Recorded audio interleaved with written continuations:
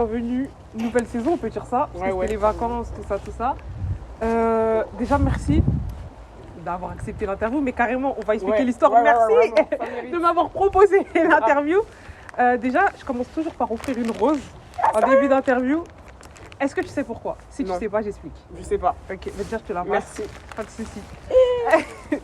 Du coup, chaque début d'interview, j'offre une rose parce que tout le concept, il part d'un poème de Tupac Shakur qui s'appelle The Rose That Grew from the Concrete. Du coup, la rose qui a poussé dans le béton. Et en fait, pourquoi la rose qui a poussé dans le béton? C'est une allégorie que lui, il utilise pour parler de ces jeunes, de cité, qui ont réussi à s'en sortir malgré les conditions. Genre, une rose qui pousse dans le béton, c'est chaud pour elle de pousser, mais elle réussit quand même. Et moi, j'estime que toutes les filles que j'interviewe, ce sont des roses. C'est beau, c'est beau. Déjà, première question, t'es qui? Déjà, t'es qui? Comme ça. Voilà, cache.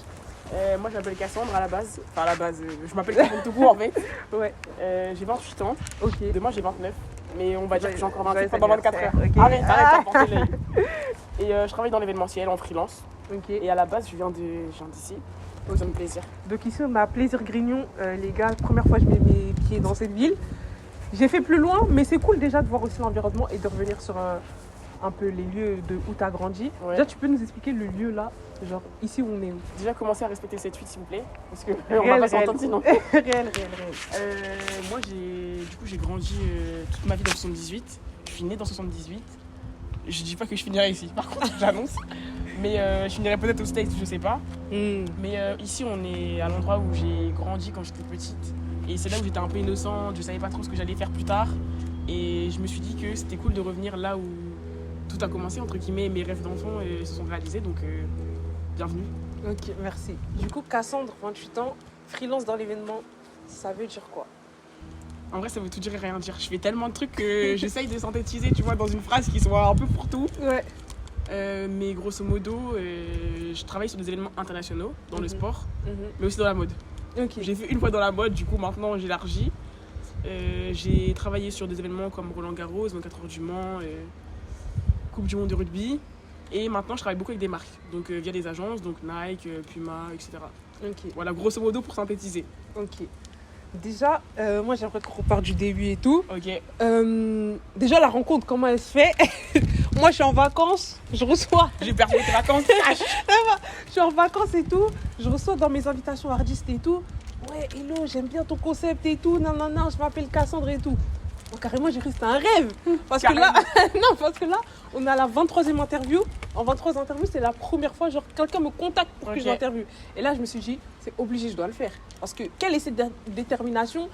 Pourquoi tu t'es dit qu'aujourd'hui, tu avais besoin de raconter ton histoire? Mais déjà, moi, je suis quelqu'un qui suis très contrôle fric, donc je déteste avoir à déléguer. J'ai une marge de progression là-dessus. Mais je trouve que c'est cool parce que j'ai vu ton concept et j'ai adoré la façon dont tu filmais, la façon dont tu abordais la chose. Le concept en lui-même de vouloir mettre en lumière des projets, des initiatives qui viennent des quartiers, etc. Donc j'étais obligée de... En fait, je filtre un peu mon image, mais quand le produit, quand le projet, quand l'initiative est cool, je suis obligée de prendre le contact. Donc, merci, ça fait plaisir. Déjà, on a parlé de ce début de rencontre, mais moi, je veux qu'on parle du coup de ton début de vie carrément. Ah, d'accord. Quand tu es petite, là, tu nous parles de sport, de mode, d'événementiel, tout ça. Mais quand tu es petite, ici, Cassandre, plaisir. Moi, j'observe un peu la ville autour de moi et tout. Je me dis pas, tu vois, c'est pas comme si tu habites à Paris même. Dès petite, tu es confrontée, tu vois, on va dire au bling-bling de l'événement. Ouais. Comment ça se passe? Déjà, est-ce que toute petite, tu parles d'événements dans ta tête, de sport, de mode?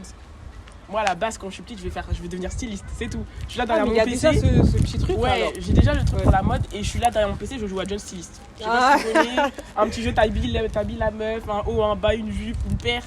Et à la base, c'est trop drôle parce qu'à la base, je voulais pas, au fur et à mesure du temps, je me rends compte que je ne vais pas faire ce métier parce que je me dis je vais devenir trop célèbre, les gens ils vont me reconnaître, flemme.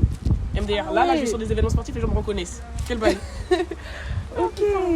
Donc ouais, ça a commencé comme ça en réalité. Ok, donc de base tu veux être styliste et tout, mais à un moment donné, genre c'est au niveau de quand collège, primaire, sachant ce truc de parce que j'ai pas envie d'être célèbre, parce que tout à l'heure sur la route, tu me parlais de ta timidité quand tu étais petite. Est-ce que tu penses que c'est un lien?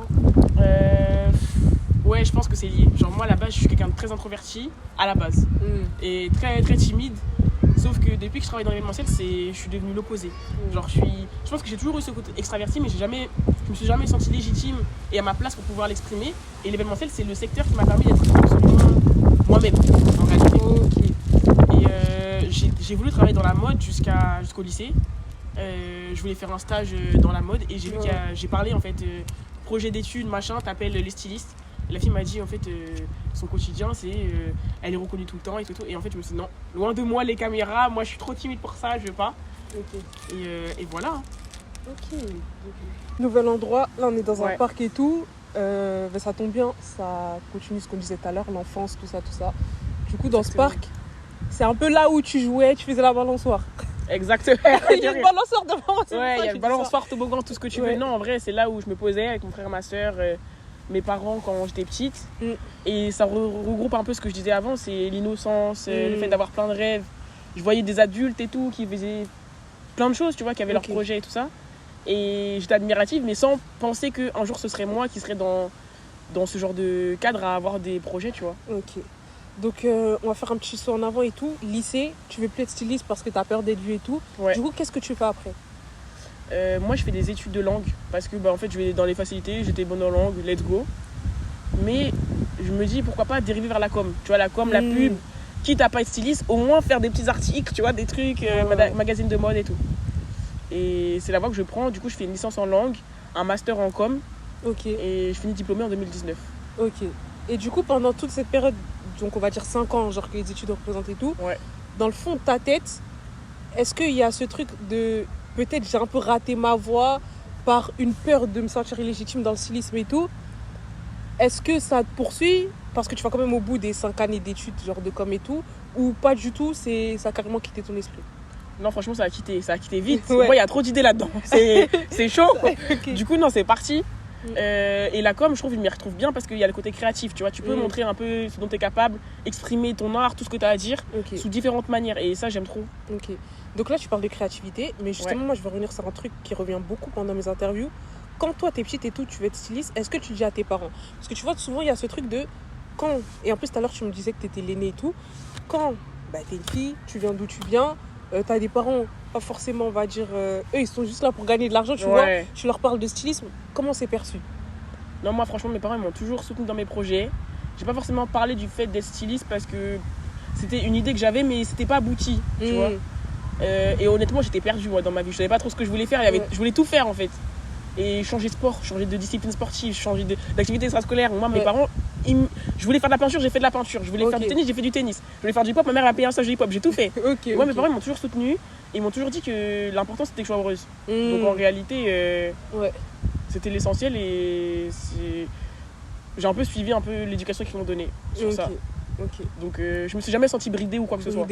Du coup, tu as toujours su exprimer ta créativité et tout. Et ben justement, là, on parle de la famille et tout, mais l'entourage autour de toi, tu vois, quand tu grandis, tes potes, tout ça, comment ça se passe, genre?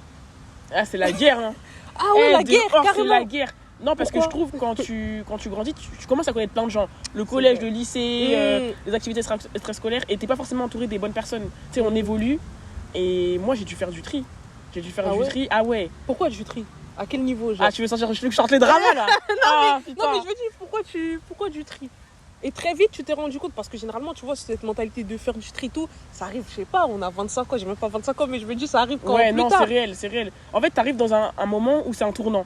T'as toutes tes connaissances, et là, tu dis, en fait, là, j'ai changé, j'ai envie de step up, tu vois. Est-ce que les gens, ils sont dans la même mentalité que moi? Et je te jure que quand tu vois des gens, tu sens qu'avec eux, tu t'ennuies. Ça y est, vous êtes plus sur les mêmes ambitions. Et moi, il y avait un moment où je sortais, ça m'intéressait plus de sortir, on me le reprochait, ça y est, ciao.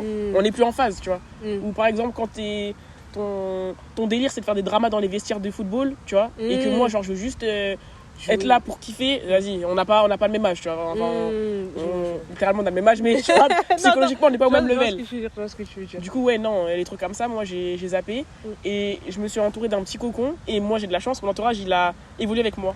Donc, toutes mes copines, elles sont devenues entrepreneuses ou elles ont entrepris des projets.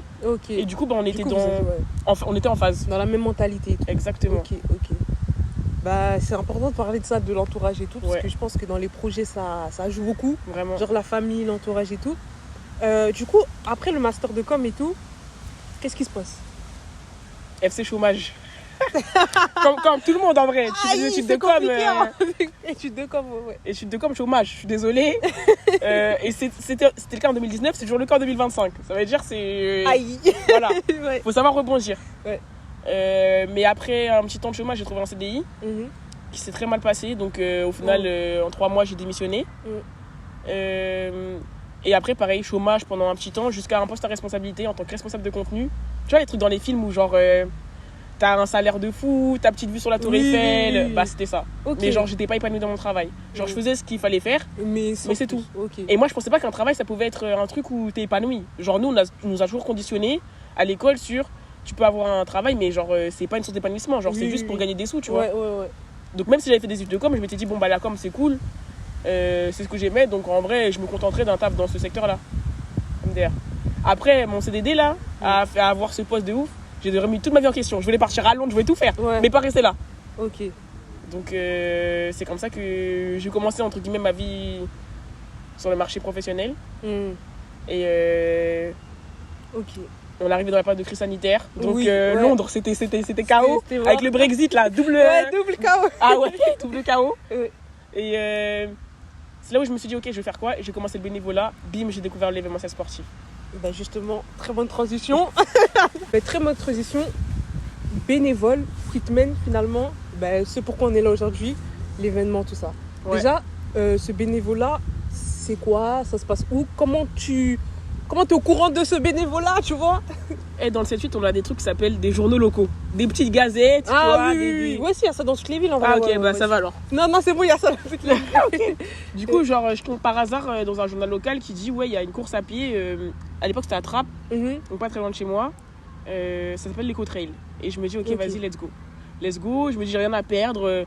Je viens de finir mon CDD. Je sais pas ce que je vais faire de ma vie. Donc pourquoi pas tenter? Je tente, je vais à l'événement. En retard. Parce que dans l'événement, on commence très tôt. Mais j'essaye de faire croire que c'est normal en fait. C'est juste, il y a eu une heure de planning, mais non. Genre, je me suis juste pas levée, genre. Mais sciemment, genre.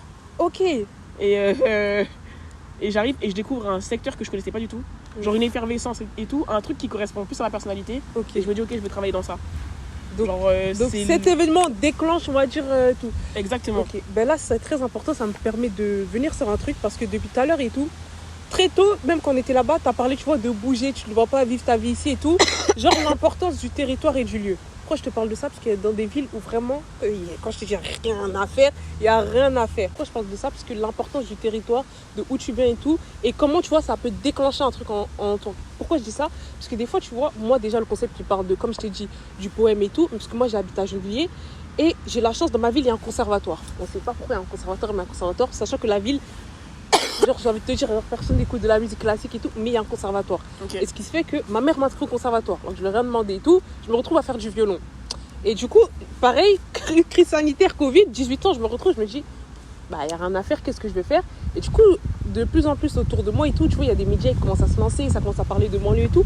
Je me dis, intéressant. Mais il manque un truc que moi j'ai vécu, je me retrouve pas dedans. Des filles qui sont là en banlieue tranquillement, mais qui font des trucs, ça n'a rien à voir avec où elles habitent. Et s'il n'y avait pas eu, tu vois, ce conservatoire dans ma ville, le média, en vrai, il n'aurait jamais existé. J'avoue. Permet de rebondir sur ton histoire. Si en vrai, ta ville, elle ne mettait pas en place, tu vois, des trucs, ou même si c'était à côté, finalement, on peut dire que tu n'aurais jamais découvert, tu vois, ce truc d'événementiel. Donc, ça permet de revenir, tu vois, sur l'importance de faire des choses dans des villes et l'importance que le territoire peut avoir, tu vois, sur notre vécu. Et je trouve que c'est dommage parce qu'il y a beaucoup de gens qui prennent pas en compte à quel point le bénévolat c'est important. Genre des fois tu te dis en flemme de faire un truc où je suis pas payé. Mais en fait, genre les contacts que tu vas te faire, les compétences que tu vas développer, les idées que ça va te donner, mais ça n'a pas de prix en fait. Donc genre en effet, je trouve que les villes, les communes, les départements, les régions, ils font plein de choses, ils mettent plein de choses en place pour les jeunes. En fait, il faut juste être au courant. En fait. C'est ça, faut juste être informé, faire sa petite veille et voilà. Du coup, après cet événement, tu te dis j'ai envie de travailler dedans et tout. Qu'est-ce que tu entreprends? Tu essaies de te renseigner s'il y a des études dedans, comment on fait ou comment ça se passe? Moi à ce moment-là j'ai fini mes études donc c'est pas envisageable de recommencer genre. Mais je me dis qu'est-ce que je peux faire? Déjà j'enchaîne les bénévolats. On fait 1 fois, 2 fois, 3 fois dans la ville aussi ou là tu es partout? Sur toute la région Île-de-France. Je me retrouve à Charletti à travailler sur un événement d'athlétisme. Je vois des stars de ouf, des Jamaïcaines genre Thompson, genre Era Thompson, elle est là et tout, et on fait une photo ensemble. Je me dis mais attends, mais je suis où? Genre ça existe ce travail genre? Et je me dis et en fait je me dis ok, maintenant plan d'action. Et je pense que c'est là où c'est hyper important d'avoir la vision. Je me dis fais un service civique comme j'en ai jamais fait. Je l'en fais pendant 8 mois dans une fédération haltérophilie muscu. Et je me dis, si tu fais le service civique, essaye d'avoir une opportunité sur Roland-Garros. Et du coup, c'est ce qui se passe. Mais pourquoi Roland-Garros En fait, je me dis, Roland-Garros, c'est le plus gros événement qui recrute dans le coin. En général, ils ont besoin de 500 hôtesses, je sais pas combien de coordinatrices événementielles et tout. Et du coup, je fais ça. Bénévolat, enfin service civique. Je cumule avec des petits bénévolats, des petites missions intérim. Et ensuite, bim, Roland-Garros. Ok. Et Roland-Garros, là-bas, t'es payé, c'est en bénévolat, qu'est-ce que c'est? Roland-Garros, je suis payée. Je suis coordinatrice événementielle de transport. Et du coup, je m'occupe des transferts des joueurs, des athlètes. Mais tu vois ça, comment ça se passe? Parce que tu vois, tout à l'heure, tu parlais de légitimité. Mais là, est-ce que tu te sens légitime de passer de bénévole dans un événement dans le 7-8 à je suis coordinatrice, je suis payée? Comment, tu vois, tu arrives dans ta tête, tu vois, avoir cette mentale de ah ouais, là, je suis payée pour un truc que j'ai découvert il n'y a même pas un an et vas-y. En réalité, moi, je suis une fonceuse, c'est-à-dire je réfléchis pas. Genre, j'ai la vision, c'est-à-dire que j'essaie d'être stratégique, mais quand j'ai l'opportunité, en fait, j'ai tellement souffert pendant 8 mois. En fait, mon service civique était très cool. Sauf qu'en service civique, t'es payé 500 balles. Oui. Quand t'as fini tes études, t'es là, t'as les remises de diplôme, machin, tous tes collègues gagnent 3000 balles, t'es là, limite t'as honte. Ouais, donc j'ai dû cumuler avec plein de petits boulots. Et ça, là, j'ai souffert. J'ai souffert vraiment de me dire, en fait, qu'est-ce que je fous là? Et du coup, c'est la consécration. Donc il n'y a même pas de syndrome de l'imposteur. Je sais ma place. J'ai trop souffert pour ça. Ok. Voilà, en réalité. Ok. Et du coup, après Roland-Garros, c'est là que, genre, à quel moment tu te dis, bah vas-y, je vais me lancer en tant que freelance, genre, tu poses le mot je suis freelance événementiel. Ce qui se passe, c'est que après ça, j'enchaîne. Genre 24 heures du Mans en tant qu'hôtesse. Je me déplace là-bas. J'enchaîne avec du chômage aussi. Ça, c'est la réalité. Et j'obtiens un poste de chef de projet sur Roland-Garros l'année d'après. Ok. Du coup, de 4 mois.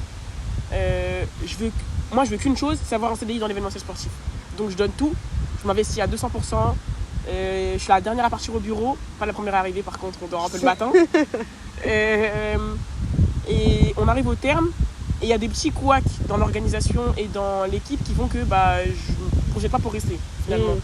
Et en fait je me dis mais en fait il n'y a plus personne qui va me manquer de respect, plus personne qui va me crier dessus ou quoi que ce soit, parce que c'est ce que j'avais vécu dans certaines de mes expériences, dont la dernière, et je me dis je vais me lancer à mon compte. Il n'y a personne qui va me piétiner maintenant, c'est fini. Ok.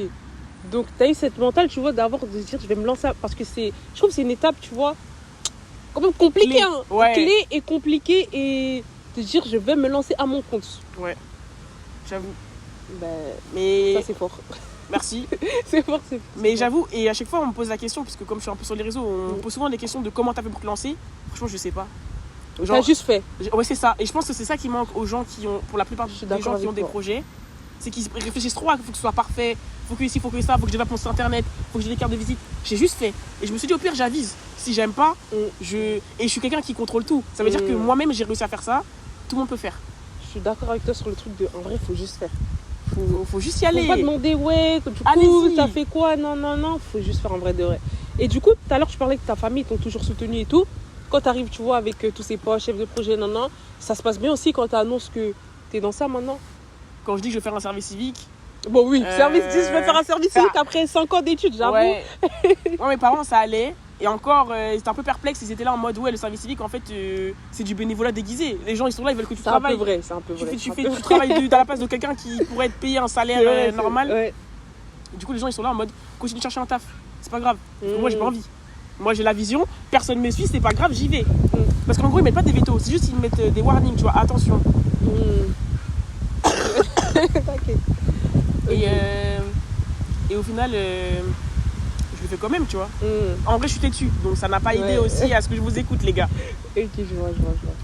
Tout à l'heure, tu parles de vision et tout. Donc, tu te lances à ton compte et tout. Justement, genre, quels sont les outils pour que tu aies eu cette vision, tu vois, que même là, aujourd'hui, tu as ton compte. Du coup, ça fait combien de temps là? 3 ans. En 3 ans, j'aimerais te dire, en vrai c'est quoi ton histoire en 3 ans, genre les outils que tu as mis en place pour t'organiser, les outils qui t'ont aidé, tu vois, à avoir cette vision de ne pas lâcher, parce que être freelance, ça peut être très compliqué, dans l'événement encore plus, sportif encore plus, mode encore, tu vois, en fait, tu accumules beaucoup de trucs, mais qu'est-ce qui fait que tu lâches pas?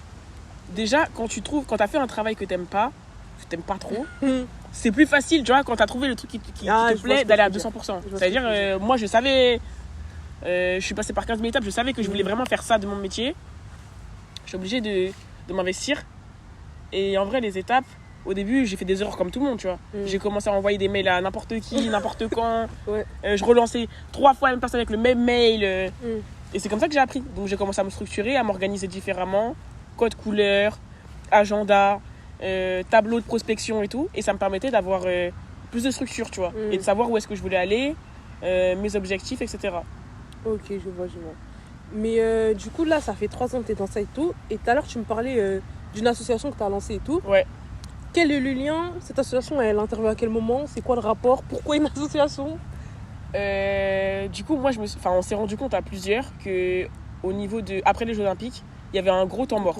Ah, du coup, ouais, excuse-moi de te couper, ouais. mais du coup, les Jeux Olympiques, du coup, t'es impliqué, t'as taffé. Ouais. Oui. Ah oui, du coup, sur les trucs freelance. Attends. Ouais. Donc, je m'organise, machin, pour gravir les échelons. Et au fur et à mesure, j'ai des opportunités qui tombent comme ça.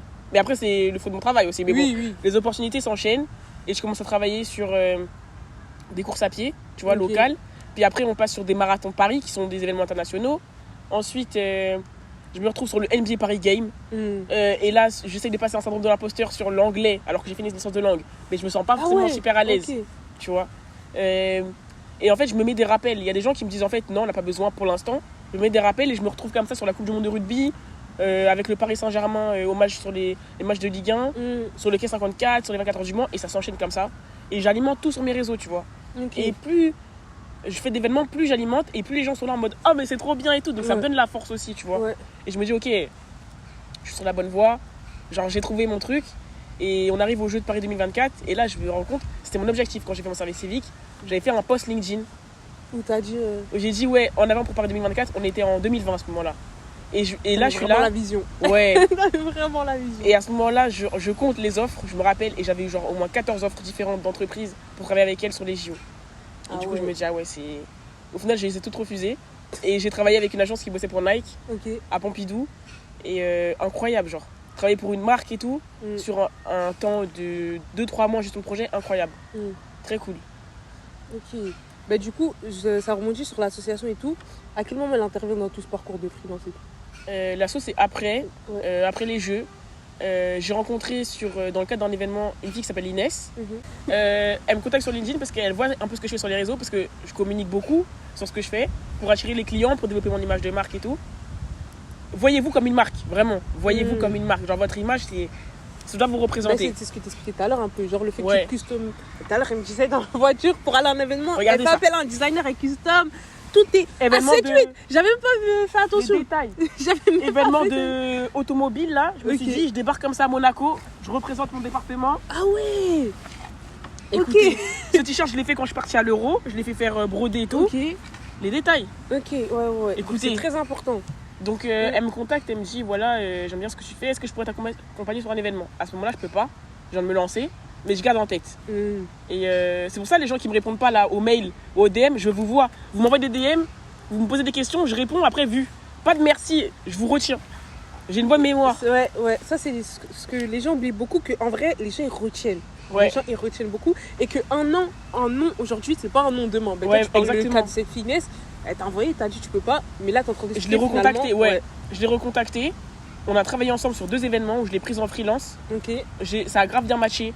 Genre sur le travail, moi j'étais des fois un peu stressée et elle au contraire pas du tout. Et du coup on était hyper complémentaires.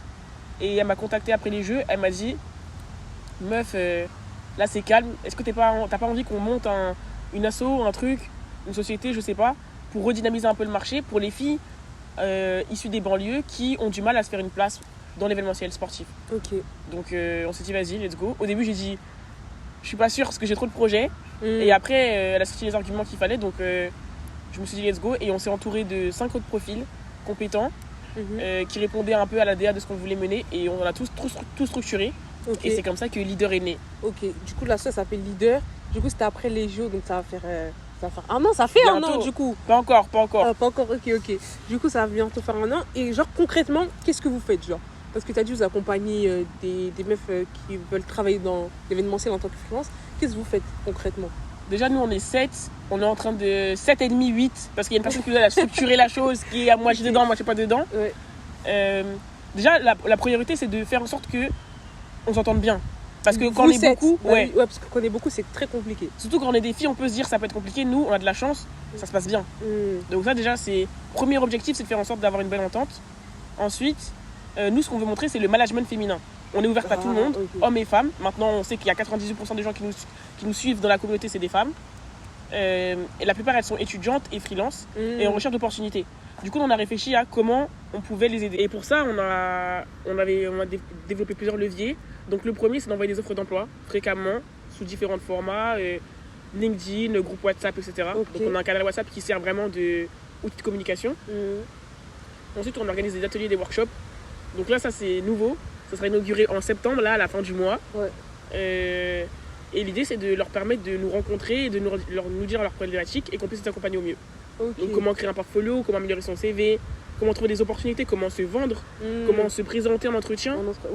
Il y a des trucs, un accompagnement en mode mentorat un peu, on peut dire. Exactement. Et en fait, ce qui est dommage, c'est qu'il y a beaucoup de gens qui pensent que c'est des trucs en mode j'en ai pas besoin. Sauf qu'en fait, justement, t'en as besoin. Et c'est parce que t'en as pas conscience que tu perds des opportunités, tu vois. Ok, je vois. Et après, on essaie de créer une communauté, tu vois, bienveillante. Donc on fait des sorties, des activités. On a fait une sortie pour la Basque Olympique. On a organisé un goûter. On essaie de faire plein de trucs. Donc il faut rester branché sur les comptes leaders. Ok. Ben, archi cool ce que vous avez lancé. Et surtout, c'est honorable, tu vois, de le lancer à 7. Lancer un truc à 7 dès le début, ça peut ne pas être évident. Genre sur l'organisation, sur tout ça. Donc vraiment, chapeau à vous. Et comme on dit, il faut suivre leader. Parce que je pense que c'est important, tu vois, les initiatives comme ça, de gens qui essaient d'aider d'autres personnes, tu vois. Ben, par exemple, toi, s'il n'y avait pas eu l'événement dans ta ville, tu ne serais pas là aujourd'hui. Clairement. Du coup, c'est important, tu vois, dans une certaine mesure, tu redonnes. Et de saisir l'opportunité, mais dans une certaine mesure, tu redonnes. Et du coup, aussi, tu parlais d'organisation, de tableaux, tout ça, c'est ce qui t'a aidé. Et du coup, aujourd'hui, tu as lancé carrément un planeur d'organisation. Exactement. Je vais le sortir. Ah ouais. Elle était prête à le déguiser. Écoutez, moi, il est avec moi tout le temps. Elle est vraiment préparée. Mais ça aussi, par contre, c'est un point super important. J'ai mis dans un bonnet. Ah, j'ai cru que c'était la couverture. J'allais faire des mecs. Tu penses à une couverture en mode. En gros, moi, il est tellement précieux. Et moi, tu vois, je suis une meuf, je m'habille un peu street. Du coup, je l'ai mis dans un bonnet pour le protéger. Ok. Mais elle coûte pas. Stylé de fou. De toute façon, on fera un focus sur le carnet. Ok. Voilà, et du coup, en gros, j'ai tellement de projets. Pour moi, c'était hyper important de développer un outil qui permette d'aider les gens à se structurer. Tu vois, genre, mais qui m'aide aussi. À la base, je l'ai fait pour moi. Maintenant, je me suis dit, ça pouvait aider d'autres personnes. En fait, moi, je suis du genre Martin Matin, on m'appelle. Genre, tu sais que ma bio, si tu vois Martin Matin, c'est moi. Sérieux? Je te jure, c'est ça ma bio. Genre sur mon compte Insta perso, sur mon TikTok, c'est ça. Parce qu'on m'appelle Martin Matin. C'est une dinguerie. On m'appelle Mais tu vois, on est trop à avoir 15 000 Martin idées. Matin. Ouais. Mais le pire, c'est que je connais même pas Martin Matin. Genre, on m'a appelé comme ça, je regardais même pas. Mais du coup, j'ai appris. Pareil. Et du coup, après, moi, j'ai regardé. Bah, j'ai pas regardé encore. Faut que je passe le cap. Ouais, il faut que tu regardes. Bienvenue dans la team. Bienvenue dans la team de Martin Matin. Martin Matin. Martin Matin. Oh putain. Ouais. Mais du coup, j'avais 15 000 projets. Et en fait, moi, à la base, l'idée, elle est venue comment? C'est parce que les gens m'ont dit sur les réseaux, j'étais déjà sur les réseaux et tout.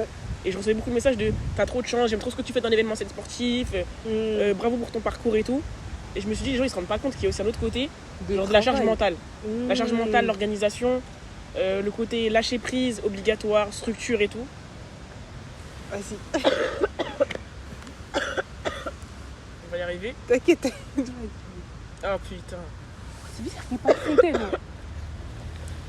Dans un parc, il y a toujours des et du coup, je me suis dit, créer un outil plutôt que répondre à. En fait, je répondais tout le temps au même DM, c'était la même chose. C'est sûr, c'était redondant pour toi, même, mais de fou. Du coup, je me suis dit, créer un outil qui puisse accompagner les gens au quotidien, tu vois.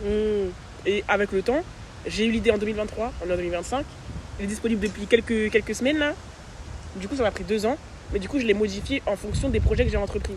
En mode, à la base, c'était vraiment développement perso. Et après, c'était plus structure quand t'as plein de projets, tu vois.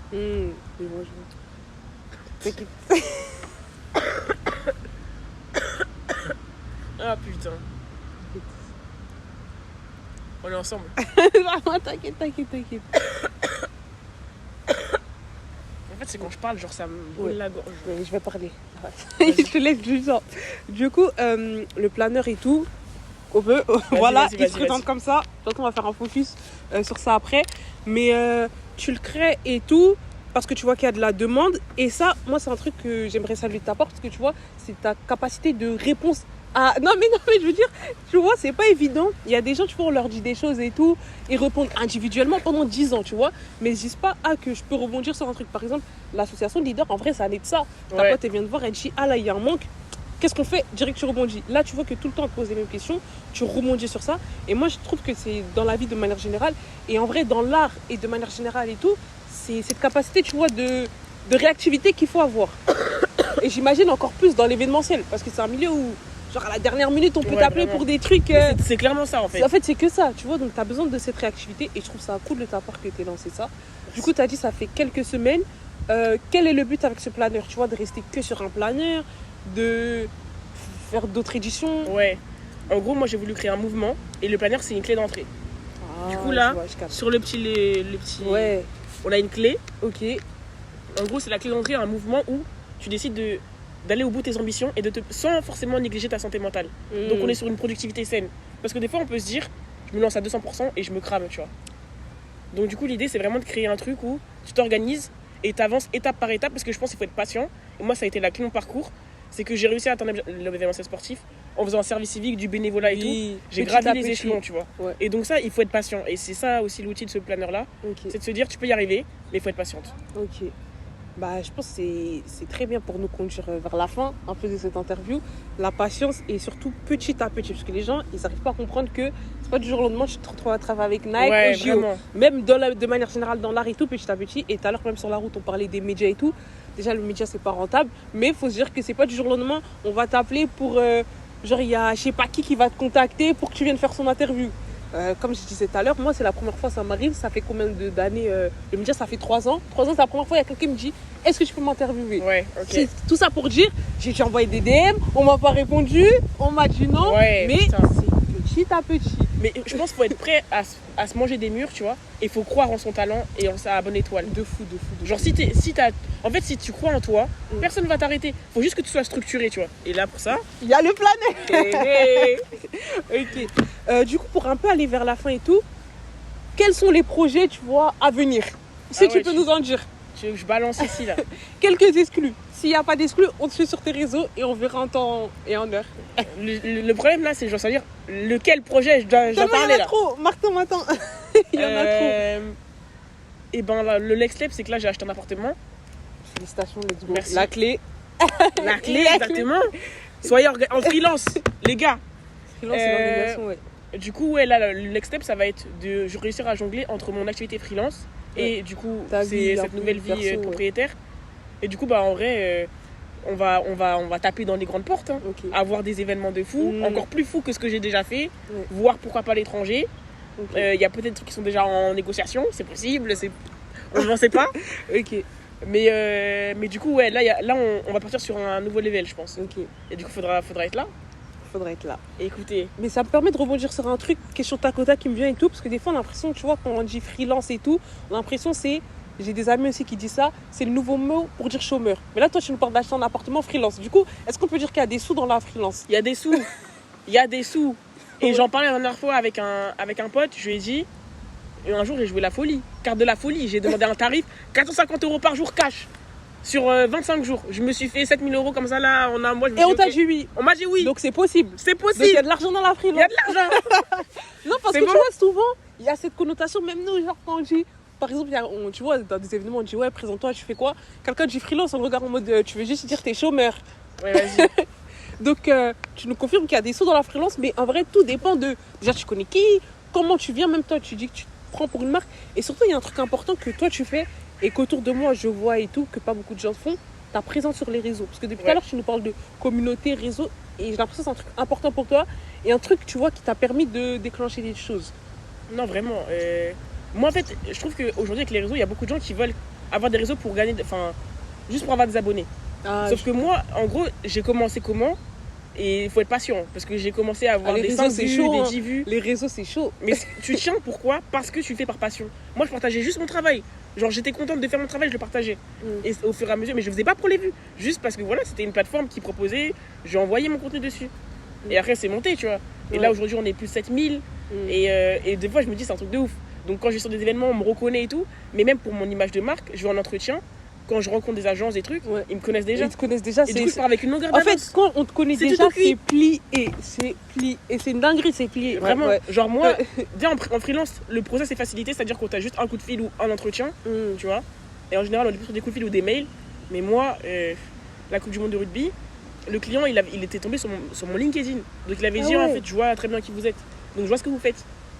Donc du coup tu pars avec Une longueur d'avance. plus d'avantages par rapport aux autres. Ouais. Voilà. Encore merci beaucoup, Avec Cassandre, plaisir. pour ton partage. Voilà. Pour tout, en vrai. Genre pour ta Merci à bonne toi d'être humeur. venu Non, dans notre c'est vrai. département. Je rigole. Pour ta bonne humeur, tu vois, ta réactivité, ta spontanéité. Mais du coup, là, moi, pour conclure, j'aurais 2 questions. Déjà, ma première question, est-ce que comme ça, pour le peuple, tu peux nous raconter une petite anecdote dans un événement qui t'a marqué, genre, que ce soit positif, négatif, tu vois, un petit truc croustillant, parce que des fois, on voit sur les réseaux les gens qui taffent avec Nike, avec les marques. On veut savoir les derrière, parce que vous ne nous montrez pas tout, Ouais, vous aussi. ouais. Qu'est-ce que je peux dire Ah ouais, ok, vas-y. Avant d'être freelance, j'étais hôtesse sur des événements ouais. sportifs. Ou pas sportifs d'ailleurs. Faut savoir que je faisais déjà un peu de contenu, tu vois. Mm. Et c'est une réalité, quand t'es hôtesse, au final, t'es sur les événements. Oui, oui. Tu as accès au quasi... Enfin, tu travailles. Des fois, tu as un poste qui n'est pas forcément avantageux. Mais du coup, tu as accès à tout. Tu vois tout. Ouais. Et ben nous, avec toutes nos potes hôtesses, on faisait des stories comme si on était à l'événement, on était invités. En mode... Ah ouais. et Quand tout, tu méfiez-vous ça des guide. réseaux. Écoute, attention. Moi, je montrais les petits fours, tout ça. Mais est-ce que vous croyez c'est moi qui les mangeais? Pas du tout. C'était moi qui faisais le service. Ok. Genre, les petits goodies genre en mode, je repartais avec mon sac. J'allais les distribuer moi-même, là. Oh, putain. Quand tu méfies des réseaux. Méfiez-vous. Le hôtessariat, là, tu peux faire ce que tu veux. C'est Donc vrai, les gens peuvent inventer des vies, donc ne vous comparez jamais aux autres. C'est vrai ce que tu dis. Je trouve que c'est une très très bonne anecdote. Très très bonne anecdote. Quand tu méfiez-vous des réseaux. Ok. Et du coup, dernière question pour conclure et tout. Ben, je t'ai expliqué un peu le concept d'Ardis, de la rose et tout. Et même, je pense, au fil de l'interview, tu l'as vu. Du coup, est-ce que tu aurais un mot, une phrase, un truc à dire pour la prochaine artiste que je vais interviewer, ou même celle qui nous regarde et tout? Ouais, ok.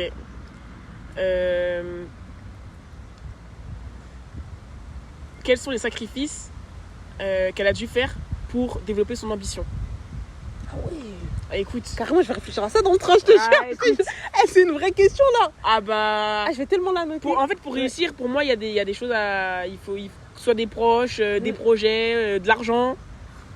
Et du coup, bah, ça m'intéresse. Et du coup, je restais branché. Parce que on verra la question, comment la personne répondra. On verra. Et moi, j'ai quelque chose pour toi. Et surprise, j'étais pas au courant. Pour recueillir tes ambitions, je t'offre un planeur. Mais non, arrête. Mais non, vraiment merci. Pas rien. Ça fait trop plaisir. Sous packaging et Sous tout. packaging. Ça fait trop plaisir. Là dans le train, j'ai planifié comme ça. Tu m'as dit tu fais des En to-do plus, list. c'est dit, je fais des to-do. De toute façon, le planeur, on va en parler dans le format que vous pouvez aller suivre sur Insta, s'il vous plaît. Et suivez-la aussi sur Insta.